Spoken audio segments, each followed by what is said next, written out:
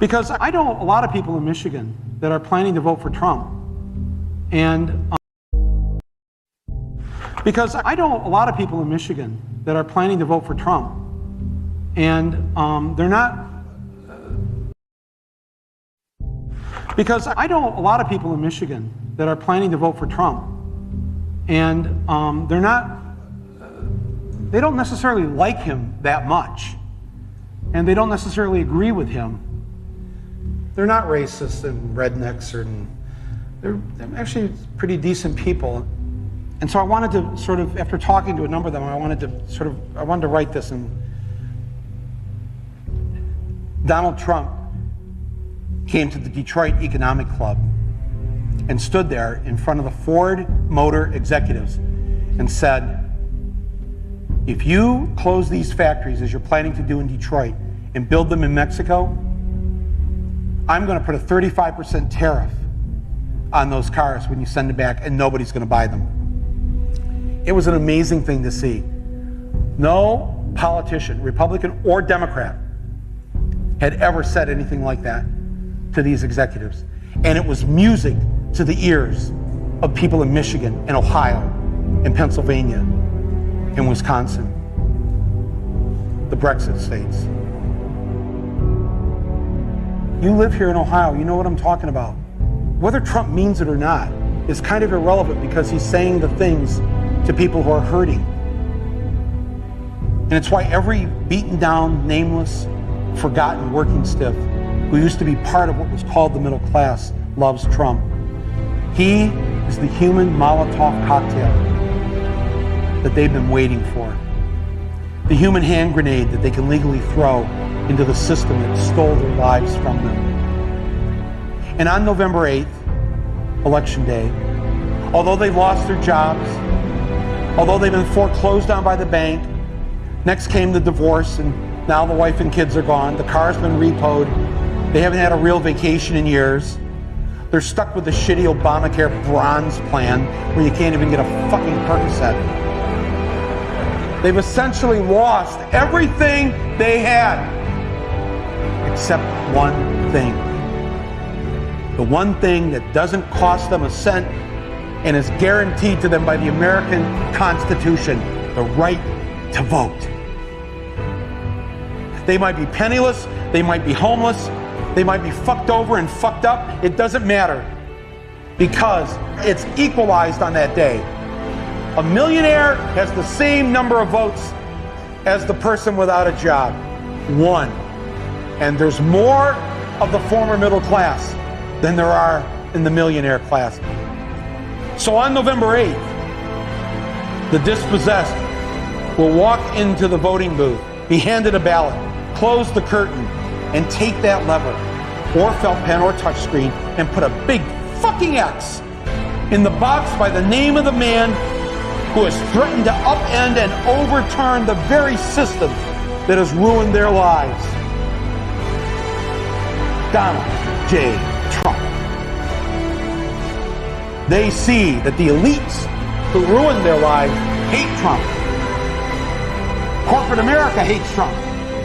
Wall Street hates Trump. The career politicians hate Trump. The media hates Trump after they loved him and created him and now hate him. Thank you, media. The enemy of my enemy is who I'm voting for on November 8th. Yes, on November 8th, you, Joe Blow, Steve Blow, Bob Blow, Billy Bob Blow, all the blows get to go and blow up the whole goddamn system because it's your right. Trump's election is going to be the biggest fuck you ever recorded in human history. And it will feel good.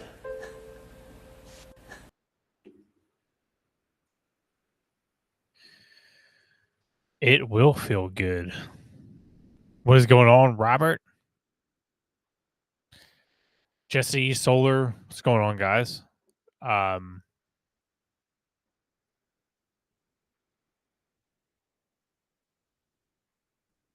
It has been a hot minute since I streamed. It's been a little while. Been really busy, very, very busy. If you guys watch my channel update, I mean, if you haven't watched my channel update, you should. We're going to kind of be switching things up after the election, regardless of who wins. But until the election, we're going to be going pretty hardcore into it. I'm hopefully starting Monday. I've been a little slow with it, but I'm hoping starting Monday we'll be going hardcore and getting back to our live streams, hopefully a couple times a week. And I think it's going to be a lot of fun. Tonight we're going to go over the Kari Lake debate, which I'm surprised that happened. We need Trump back in the White House, no question. No, I agree. Jesse. Absolutely. 100% agree. We're going to be talking about Kari Lake's debate. We're going to be going over a little bit of some Trump ads that he dropped that are freaking fire. A little bit of the Butler PA rally. We're going to be going over a good amount, but it won't be a super long stream. A little bit on the shorter end, but let's get to it right here. This is not the opening statement, but this is them talking about the border wall, and I thought Kari Lake handled it in a just watch. Stupid border wall. He wrote an op-ed that said why we should never build Trump's wall ever. So we're getting the extreme. I just jotted down Ruben's exact quote. He called it the dumb, stupid border wall. He wrote an op-ed that said why we should never build Trump's wall ever. So we're getting the extreme makeover version of Ruben tonight. Ruben has voted against border security every step of the way. Remember, I covered the state for 27 years. I was in your home. And all that time we watched as career politicians said they were going to secure the border and give us border security. And they never did until President Trump came along and actually secured the border, but he had to do it with one hand tied behind his back because people like my opponent were fighting him every step of the way, would not give a penny for that border wall. That border wall keeps us safe. We've seen it here in Arizona because we've seen those areas where the border wall is there and people aren't coming through. Where there are gaps in it, people are pouring through.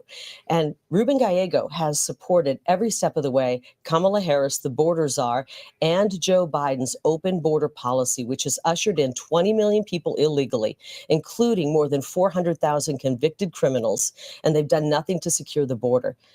The only piece of legislation that Mr. Gallego has put forth was not about border security. It was about removing the word illegal alien from anything in the federal government paperwork.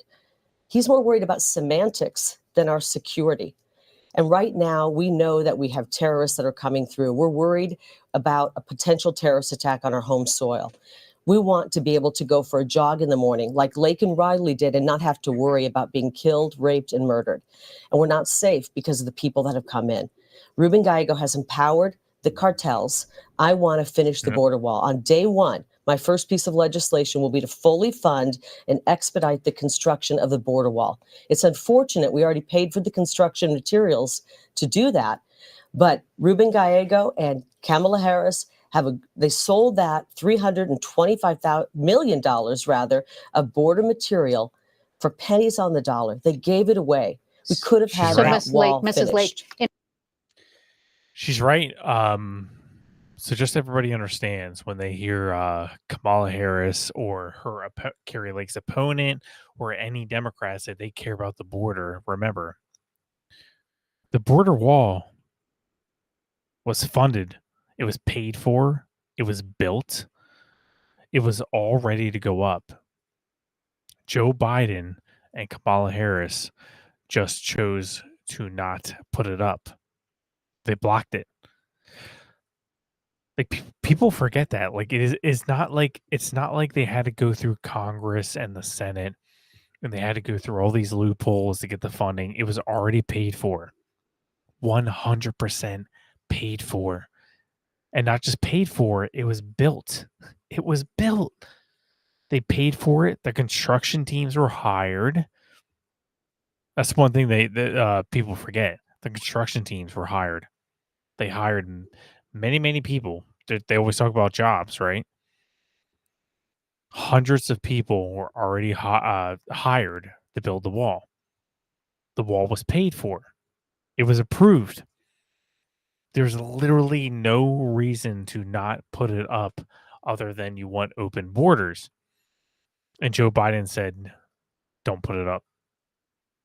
He canceled it. Why would you cancel it?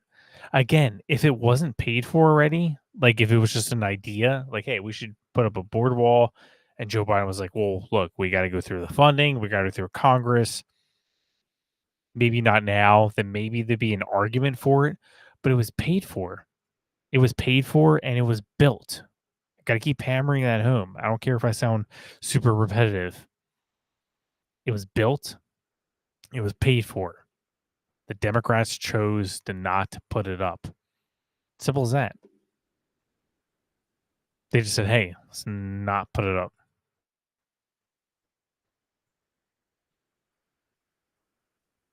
Yeah, I agree, Jesse. It is. What's going on, Robert? How you been?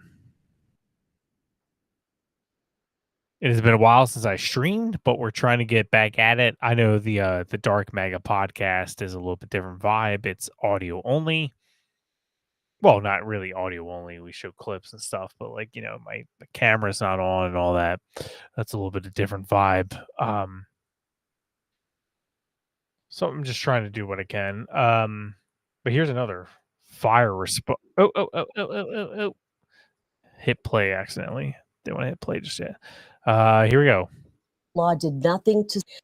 That law did nothing to stop child sex trafficking. 350,000 children have been trafficked across our border since Ruben Gallego and Kamala Harris opened up that border. 350,000, and they've lost track of them. That law did nothing to stop child sex trafficking. 350,000 children have been trafficked across our border since Ruben Gallego and Kamala Harris opened up that border. 350,000, and they've lost track of them. And that's because of the Democrats. Now, this opponent of Kari Lake is trying to say, like, oh, of course I'm for a border wall. Of course I'm for common sense border laws. They always say that when there's an election. They had 3.5 years. This Diago guy was actually there for 10 years, but in Kamala Harris's case, 3.5 years. They haven't done anything. And you know, they keep bringing up the border bill, like, oh, Trump didn't sign the border. First of all, Trump's not in office, so he can't sign anything. But they're like, Trump told people not to go for the border bill, not to vote for the border bill. Even if the border bill was the best border bill ever, why did you wait 3.5 years to do anything? Seriously, why did it take 3.5 years? Don't let them gaslight you, because that's what they're trying to do. I'm sorry if I sound a little groggy. I think I got a little bit of a sore throat, so I'm going to apologize for my voice. But we are going to suffer through this. I already took like 3 cough drops, but excuse me. We'll make it through it, I promise. Kari Lake crushed her opponent on the fact that he voted hundreds of billions of dollars to Ukraine while Arizona was suffering. This is a good clip.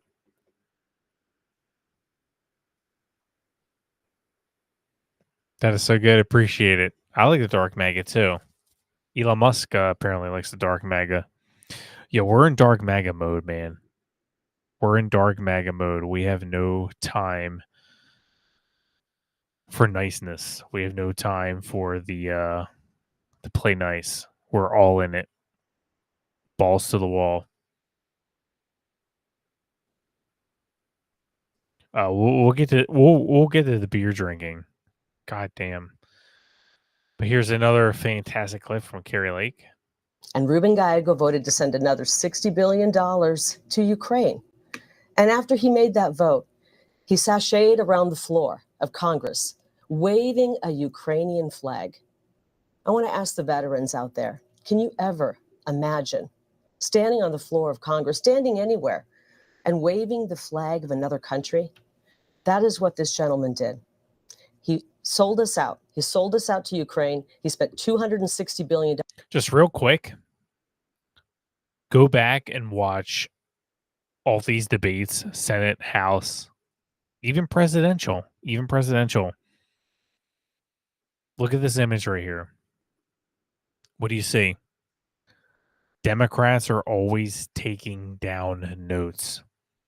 Republicans, like Kari Lake, are speaking from their heart, speaking from their mind, what they remember, what they feel. Democrats are writing down talking points. It's something I've noticed. I don't know if anybody else noticed that, but they always are writing. They're writing constantly, especially this guy. So many notes. He's got to get his story straight, right? Where she's speaking from the heart. And that is skill, that is true, that is emotion, that is raw. And you got to give credit. Dollars. He's voted for every penny of that, but he would not help President Trump build the border wall. Even when President Trump said to the Democrats, I want to make a deal when it comes to DACA. I want to make a deal when it comes to DACA. Let's make them citizens in exchange for helping me come up with money to build the border wall. And Ruben Gallego and the Democrats said no. They're using these DACA recipients as political pawns. I find that to be disgusting, Ruben. Why are you using them as pawns? Why wouldn't you make a deal with President Trump? She got him good on a lot. She did a really good job. And people might be saying, like, hey, I just, I care about Trump. Why don't we talk about Trump? If Trump gets in there without any of the House members, if Trump gets in there without any of the Senate members, Trump can't do anything. Unfortunately, there's a lot of voters who don't realize that just voting for Trump doesn't really do anything. We have to get the House members elected. We have to get the Senate members elected. Because if you just get Trump elected, everything's going to be blocked. He can't do anything. So hopefully we can wake people up. We'll keep going though. Well, that's auto playing. Here we go. You're doing to family you've even said this. You have admitted that you have a loved one who was a convicted felon drug trafficker who's trafficked drugs into our country. Mr. Gallego, a minute to respond to this. I want to finish this because I feel for you. You got emotional talking about that, a close relative of yours. And for you to continue to vote to empower cartels to bring in fentanyl, which is a weapon of mass destruction, into our country. You talked about the sorrow. Mr. Gallego, 1 minute. He talked about the sorrow he felt from having a family member who trafficked drugs and how hard it was for him. And what you're doing to families right now, Ruben, is you're making that be their reality. You're making it so moms and dads out there are losing people because of drugs. Your Mr. votes Gallego. on the border have empowered the cartels. You've even said this. You have admitted that you have a. She's good. She's good.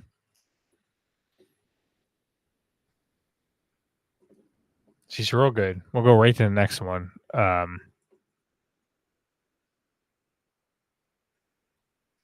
Real quick.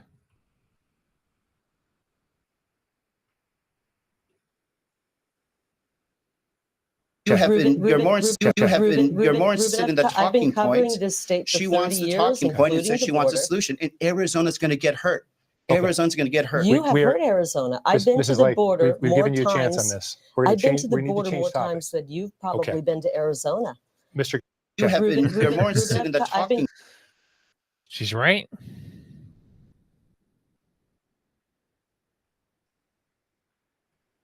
And this is her going over her abortion stance, which was good.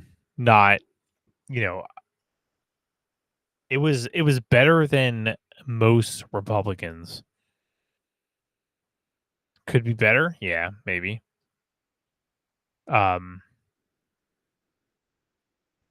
but good. It was decent. I think Republicans really need to hammer home adoption. They need to hammer home the surrogate parents. The one thing that Democrats always say is, "Oh, it's the health of the mother, health of." It's like, well, there's no human being in existence that is against that health and life of the mother.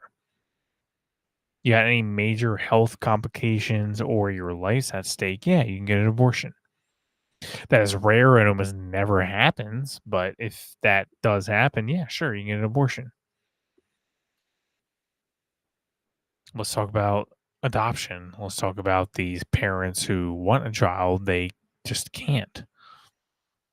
Maybe you can help them out. Maybe we can have some financial incentive to do that. We want more people being born. We want life to be happening. And it's a beautiful thing. It should be a beautiful thing. This, to encourage life. Child tax credit, yeah, increase that. I'm all for that. You'd be like, well, where are we going to get the money? Dude, we waste so much money. We waste so much money. We can find the money. I'm all for giving people $5,000, $6,000, $7,000 for having a child. Encourage life.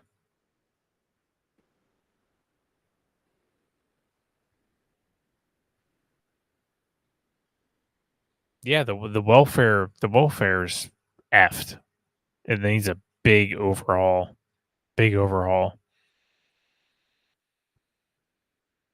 Yep, like Zelensky. Yep. Bader Ginsburg, she said it should be left to the states. I agree with Ruth Bader Ginsburg. She said this should be a decision left to the states. I'm glad she mentioned that because a lot of leftists forget that even the left-wing darling RGB wanted it back to the states. Everyone knew it should be left to the states. I agree with Ruth Bader Ginsburg. She said this should be a decision left to the states. Everyone knew it was unconstitutional. And Arizona, and I want to speak to the women of Arizona. I'm the only woman on this stage right now. I don't think I'm standing next to a woman. And so I understand how difficult these choices may be. And we have the choice as Arizonans to decide what our abortion law will be. It's going to be up to us. And we're going to decide in November when we go and cast our ballot. And Ruben Gallego wants to take that choice away from us. He wants to take it back to the federal government in some back room with Chuck Schumer and decide what our abortion law will be here in Arizona. It's going to be up to us. I want us to have that choice. And whatever the law ends up being, whatever our choice ends up being, I will respect. I come from a large family. I'm the youngest of 9, and we had 8 girls. So I know a lot about women. I have a daughter myself, and I want to make sure that we have the choice to decide what our abortion law is here in Arizona. He knows, and Steve, you know this as well, we're running for federal office. This isn't going to be decided in the Senate. This is not. And I will tell you this, I will never pass a federal abortion ban, nor will I approve or vote for federal tax dollars being used for abortion. But here's what I will do, because I'm a mother and I care deeply about women. And because things have gotten so desperate in this country, more and more people are choosing to have an abortion because they can't afford to live, let alone take care of a baby. I don't want any woman out there to make that choice because she can't afford to live, because of the votes that people like Ruben Gallego have made that have made our economy practically collapse. It's on life support right now. So I want to go to the U.S. Senate and pass the most pro-family legislation. I want to make sure that UVF is protected. I have many friends who are here. They're my friends today because of UVF. And I have many of my friends who have had children and experienced the joy of motherhood and parenthood because of UVF. This is sad because Ruben Gallego doesn't really care about women's rights. When it comes to our women, our girls who are athletes, he wants us to have to compete against men, biological men. It should be left to. She's good. I don't think there's anybody better. We'll keep going. Specifics for voters. He acts like he cares about us. I want to speak to the women out there, but when you look at his character and his background, he has been harassing women and being disparaging toward women from the very beginning. When he worked at City Hall, he had a complaint about a hostile work environment and being hostile toward women. He went over to the legislature, he had a sexual harassment filed against him in the legislature. People go crying out of his office. This is a man who is putting on his Extreme Makeover Act, and what you see behind the scenes is not somebody who cares about women. Lake, we want to get some specifics for voters, Sure. because you did mention that you have a plan to support. He acts like he cares about us. I want to speak to the women out there, but when you look at his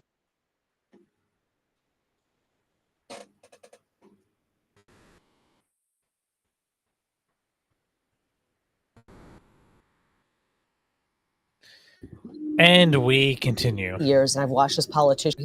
He's had 10 years in Congress. He's done nothing. I've lived here for 30 years, and I've watched as politicians continue to say we have a water crisis.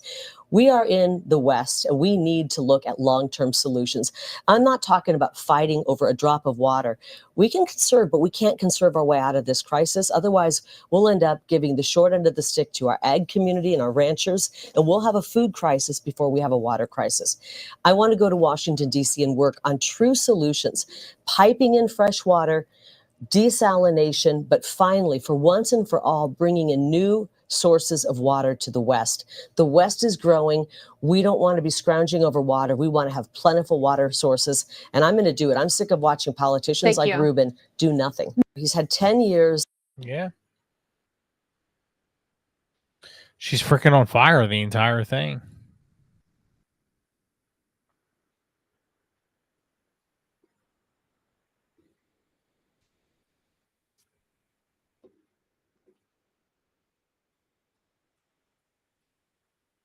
He is a dumbass. There's no point about that.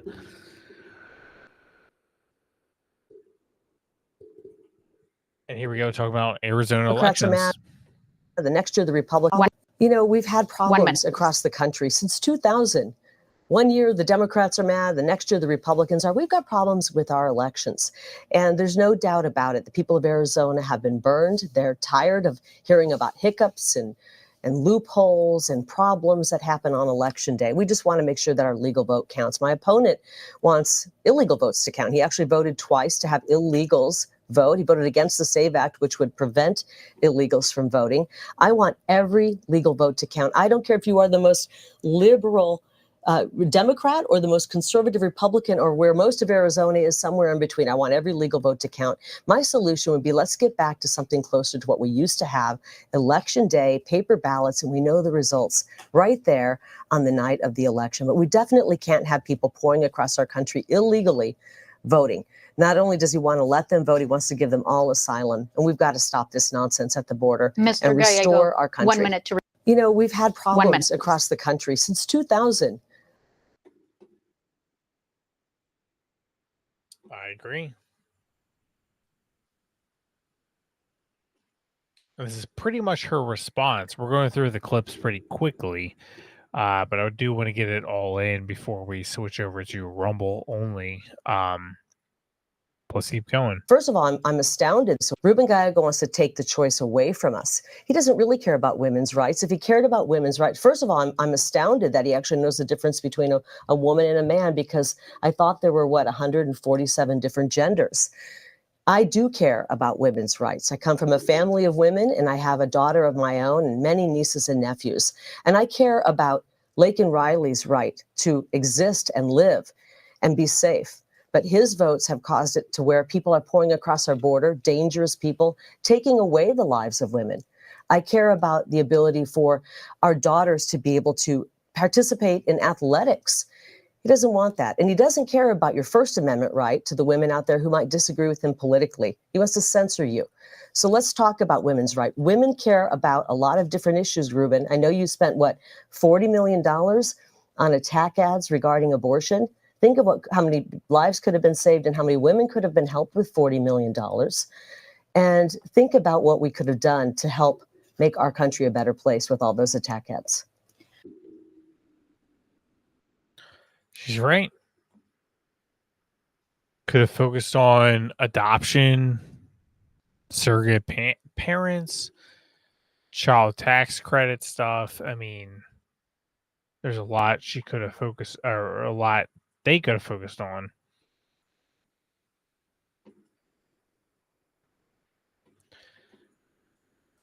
Yeah, I think we're pretty much there. We're going to shift over to Rumble now.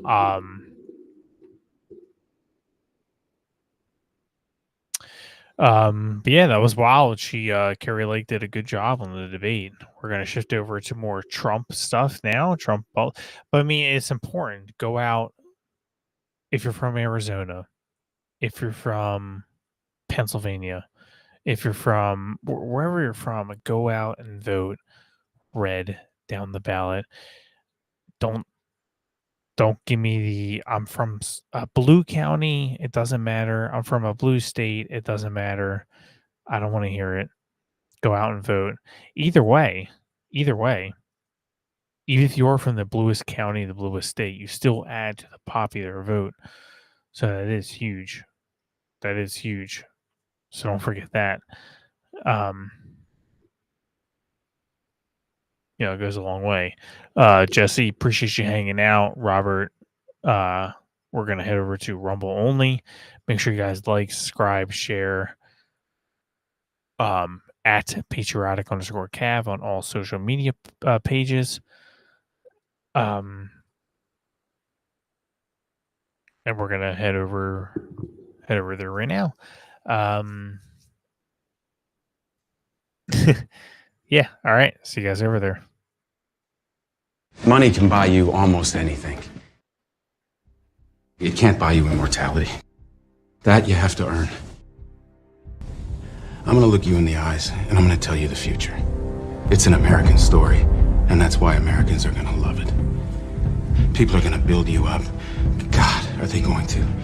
Because when you're great and new, we love you. Man, we'll build you into something that doesn't even exist. You're gonna change the fucking world. But you know what? Once they've built you as high as they possibly can, they're gonna tear you back down. It's the most predictable pattern. We build you into something that doesn't exist, and that means you have to try to be that thing. All day, every day. That's how it works. And we do it again, and again, and again. And I'm gonna tell you the truth. You're gonna be attacked, betrayed, exposed, and humiliated. And you'll survive that. A lot of people can climb that mountain. It's the way down that breaks them. Because that's the moment when you are truly alone. And what will you do then? Can you summon the will to fight on through all the pain and rise again? That will be the defining question of your life. And I think you already know the answer. And that's why we're all here. A shoe is just a shoe. Until somebody steps into it. Then it has meaning. The rest of us just want a chance to touch that greatness. And we need you in these shoes, not so you have meaning in your life, but so that we have meaning in ours. Everyone will be forgotten as soon as our time here is up. Except for you. You're gonna be remembered forever. Because some things are eternal. And your story is gonna make us fight and never give up.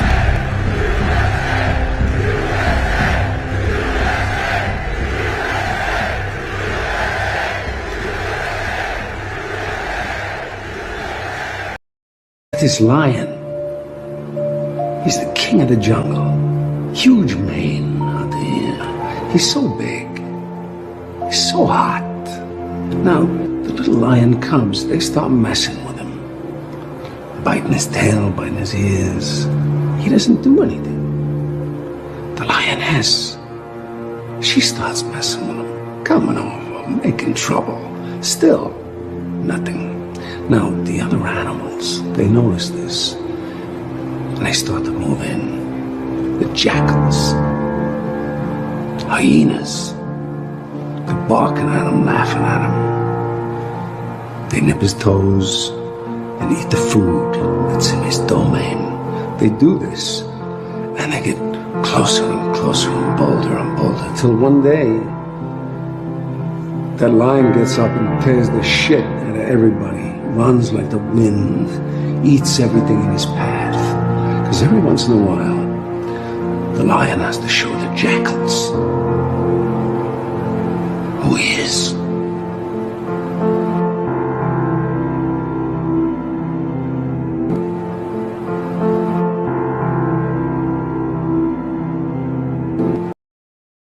If I give you one message to hold in your hearts today, it's this: never, ever give up. There'll be times in your life you'll want to quit, you'll want to go home. The more people tell you it's not possible, that it can't be done, the more you should be absolutely determined to prove them wrong. Treat the word impossible as nothing more than motivation.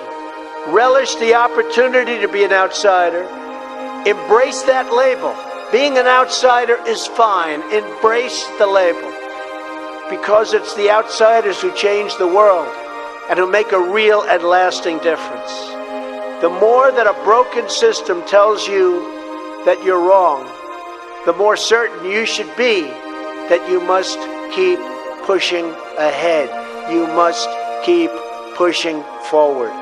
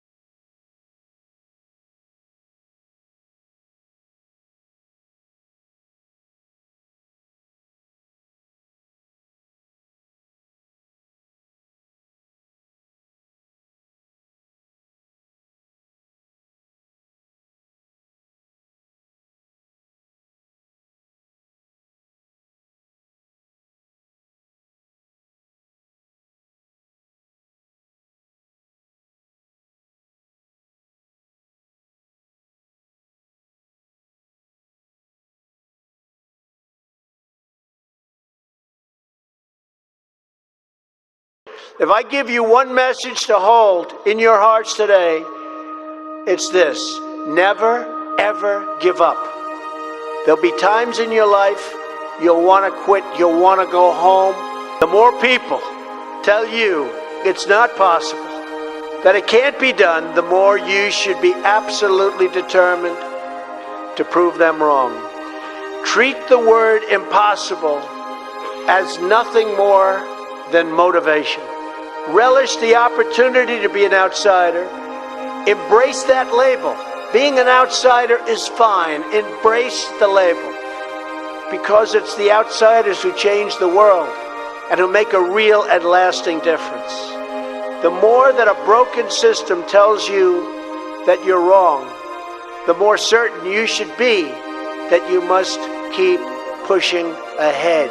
You must keep pushing forward.